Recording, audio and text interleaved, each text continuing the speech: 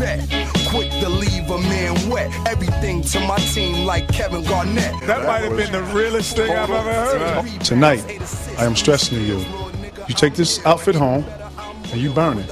But you take this right here. I don't care if it's Versace, name brand. It costs you. No, Saeed, I don't care. You take this and you burn it. À-bas-le-ciel. Hey, what's up? Hi.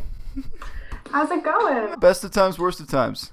So, my first question has to be, what do I call you? Because I'm not opposed to referring to you as goddess during this conversation, but it seems a bit awkward. It seems a bit strange, no? À-bas-le-ciel. Honestly, I wish I had professors and whatnot that I could talk to about veganism in relation to the university system. But firstly, most professors don't even fully understand veganism. Like, I took a philosophy of food course. And I was really excited to take this class because I assumed that my professors would be knowledgeable about veganism in a class about the philosophy of food. But he just didn't understand the issue. And I was like, we're vegans. We don't want to support things that, directly or indirectly promote animal cruelty or exploitation.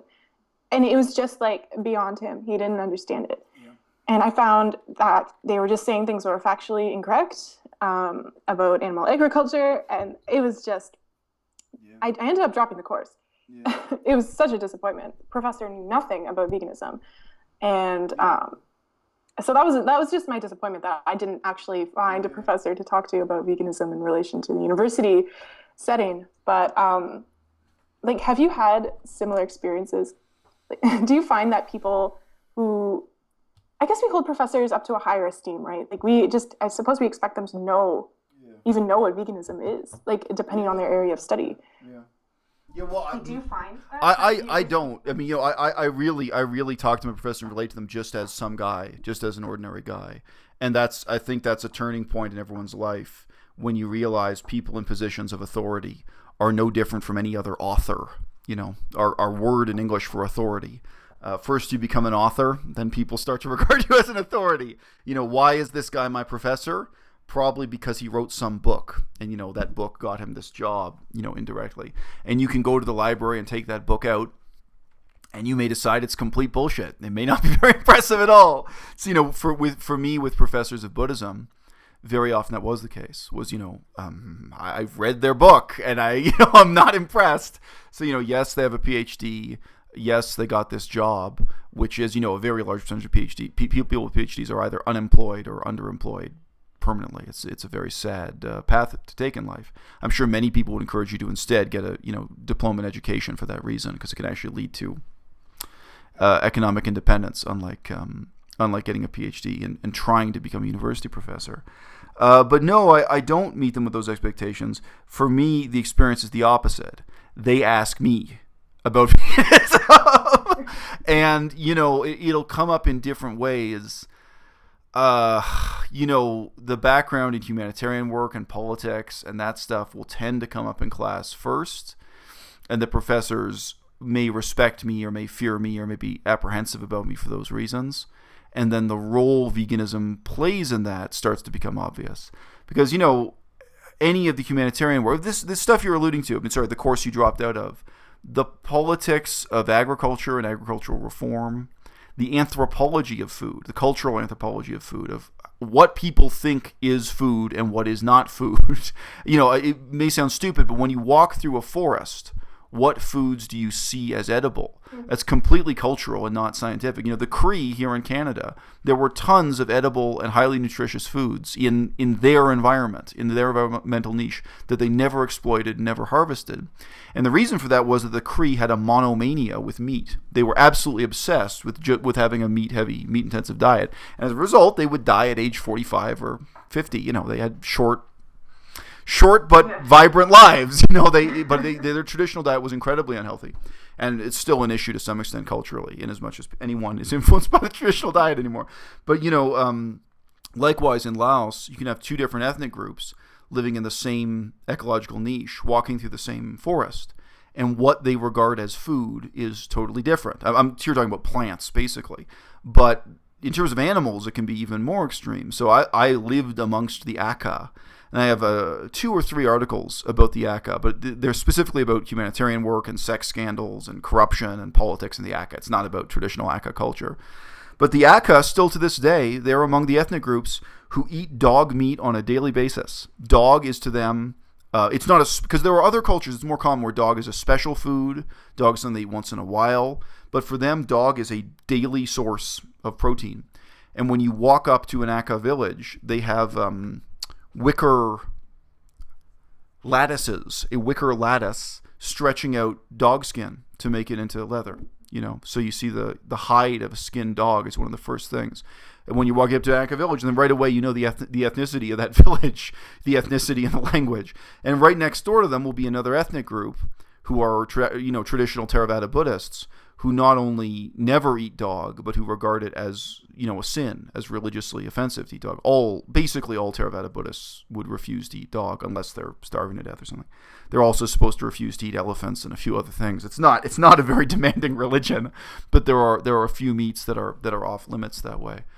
So yeah, the question of what is food, how is food produced, the ethics of food, and then the indescribable challenge that modernity poses to all that. Because in all these countries, the diet has changed. In Italy, 200 years ago, nobody ate food out of an aluminum can, and nobody had an electrical refrigerator. We pretend Italian culture is something continuous, and Italian food is a continuous concept. But the reality is everything has been transformed, whether it's Italy or Ireland or Canada or Thailand or Cambodia. All these places, it's been transformed. And then veganism obviously fits into that, posing a yet more dynamic challenge.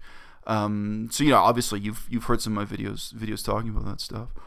And I do think so. For me, just to say, on one hand, I do think anthropology has something to say about that.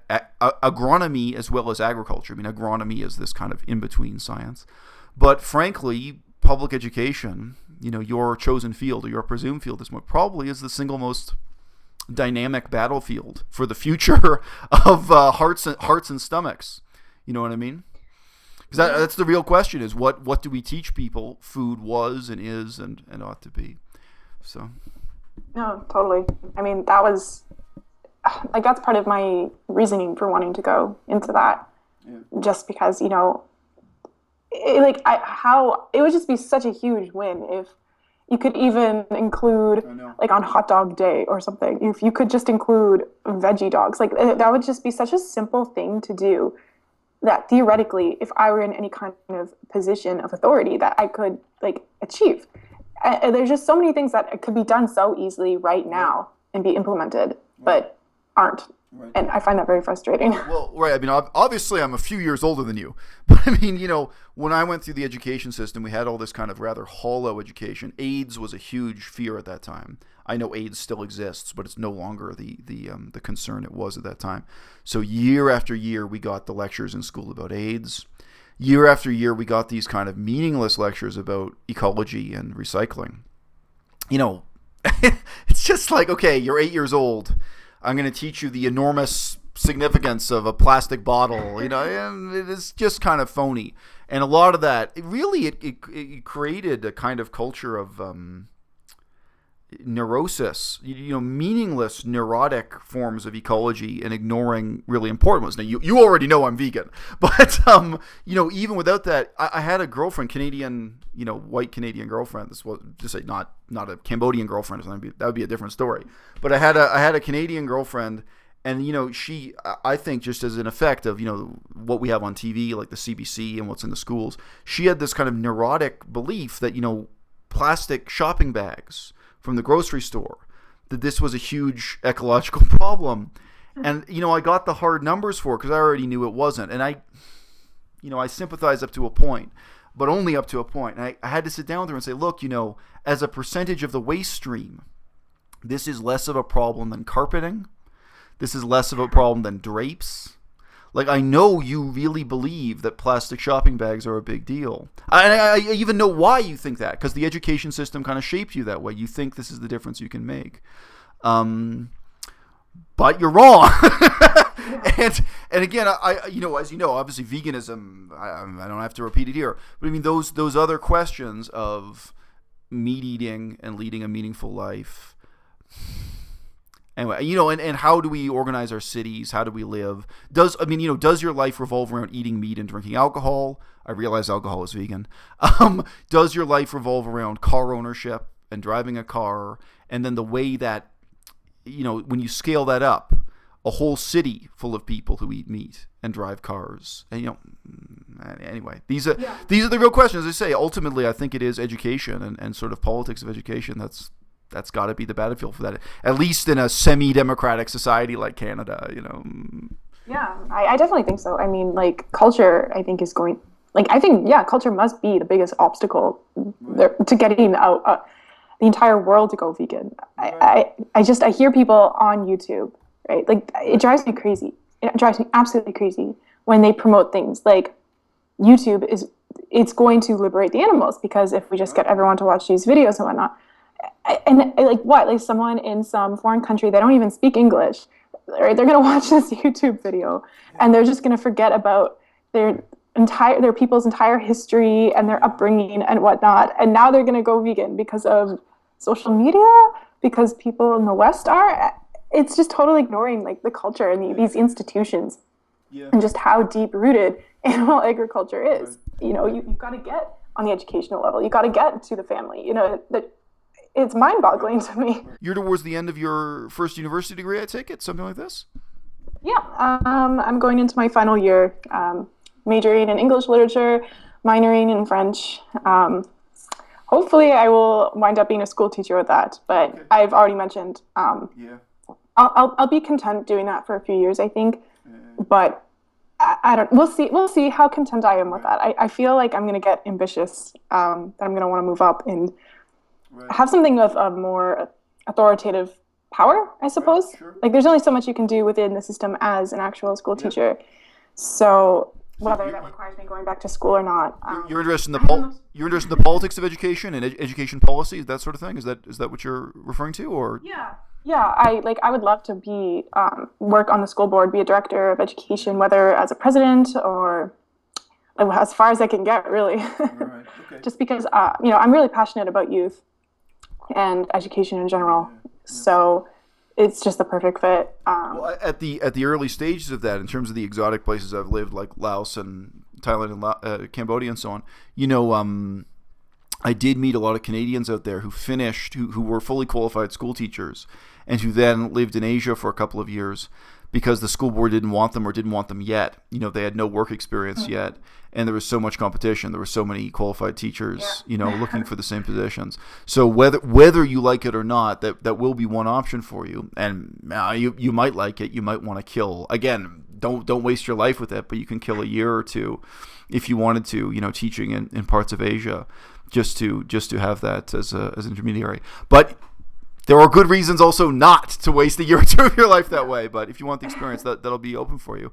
if you're getting a full, a teacher's certificate and so on. I mean, I've certainly considered going abroad. I know I do have friends who have already graduated teachers college and whatnot, and they can't find jobs, so they've gone to England to go teach. Right. And it's just funny how you say, like, I don't know if you want to do that, because when you hear, when a friend tells you, I'm going to go live in England for a year, I'm going to go work abroad, like, that sounds really awesome, you're going to be a teacher. But then they get there and they say, the kids, they're horrible, they're brats. All of them, they all say this. And I was thinking about it, and I was like, why would England want teachers from Canada? Like, why don't they have their own teachers? And apparently it's just not a very esteemed job. Right. It's not as respected like it is in Canada as it is in England. She says there's just no respect for teachers there and whatnot. Yep. So that's the thing about education. It brings you into cultural and political questions everywhere you go. If you became a teacher in Cambodia, I'll come back to England in one second, but if you become a teacher in Cambodia, you would be dealing with the wealthiest, the most cosmopolitan, the most deracinated of children who are Cambodian by citizenship, but who grew up in Paris, because their parents, they're the few millionaires in Cambodia. And, we had an incident with one of those kids, no offense, but spoiled rich kids, pulling a gun at school. And, this is not like youth violence in Los Angeles or something. His method of pulling a gun was going out to his father's limo driver, grabbing the limo driver's gun and then pointing it. I forget if he pointed at a kid or at the school teacher or what have you. Yeah, that's it's the millionaire gang violence. It's not it's he was mad at someone at school. I forget how old the kid was. I forget if it was 11 or 8. He was a kid. He wasn't a teenager. And then the controversy, the reason I read about it was that his father was wealthy and powerful, and his father was trying to prevent the school from expelling the kid. But anyway, so just say everywhere you go as a teacher, where you fit into the social hierarchy and your role politically is very different. But when I was in England, it was a fact nobody wanted to deal with that school teachers were paid less than plumbers. Skilled tradesmen like that doing plumbing or carpentry, you earned a lot more money. And the traditional view of school teachers from 100 years ago or even 200 years ago in England had really withered away, and it had become an underpaid, miserable job, such as is infamous in many parts of the United States. Stereotypical school teacher in Detroit. I'm sure some schools in Detroit are wonderful, but that actually in many ways England had simply caught up with the pattern already seen in the U.S. Yeah, I think I read somewhere actually that Canadian teachers are the second highest paid, only behind Sweden, I believe. Yep. It's that's right. It's different from province to province, but yes, Ontario school teachers are very, very highly paid, and that's one reason why it's so hard to get a job in Ontario. The one period of my life when I looked at applying to formal, education programs, I forget if they were bachelors of ed or what, but education certification was in connection to First Nations languages, to Cree, and we have a whole separate school system for First Nations in Canada because that's not under the provincial government. Then you have that struggle to provide education on residential. I was going to say residential schools, but that's a bad term. But providing education at all to First Nations. So and my interest in that was obviously the native language. It wasn't teaching English, but inevitably they all learn English now. So there's a tension there. But yeah. So you wanted to what would have been your teachable though, if you know what I'm talking about. Yeah. What would you apply for? My teachable is going to be English or French. What would your look? If you're serious about First Nations languages, you'll do anything. So you could be the gym teacher. It wouldn't matter much. Oh, okay. But no, in terms of what I was learning, you're looking for a way in to communities that are closed for a good reason. If your long-term goal is to really be involved with Cree and Ojibwe as a language, I was looking at again. See, this is the thing. People think I'm an egomaniac, but there's a lot of really pragmatic. Humility you need to do this kind of thing. So I was looking at a 10-year process of, okay, I'm going to live in these communities. I'm going to learn this language because it's not a language you learn in 1 or 2 years, and make the kind of connections that let you later do exactly the kind of work you're mentioning. Really political work on education policy and also charity work. Work related to libraries and books can be crucial for those communities too, to get them the books. I was also interested in prison activism and prison education, which again for the Cree and Ojibwe is a big deal because in Saskatchewan they're 10% of the population, but they're way more than 10% of the prison population. So getting education for First Nations people in jails, so that kind of thing. But leading up to that, I never had this delusion that you start as an executive. It's like, well, I've got 10 years, between now and then. So no, whether I was a gym teacher or a math teacher or anything else, I'd be there, and my passion, my interest would be the language and the related, language politics. But that too, same thing in Laos. I didn't show up in Laos expecting to have the role of an expert who dictates to the people how they should change their culture or change their politics or what have you. And a lot of people do, especially if you have the money as a donor. I remember, I was actually given the official legal title of government expert, which there is a scary title. Like when you have that title, people worry that you have the power to get them killed, because you probably do in that country. But I remember they literally gave me that ID card that says I'm a government expert as a title on the same day that I was informed that I was being exiled from the country and could never return, and my life would be in danger. I might be put in a gulag or beaten up or killed if I came back into the country. So this tells you something about communist bureaucracy. The delay in issuing that card to me, recognizing me as a foreign expert, perfectly coincided with them having the meeting that denounced me and issued kind of formal death threats against me.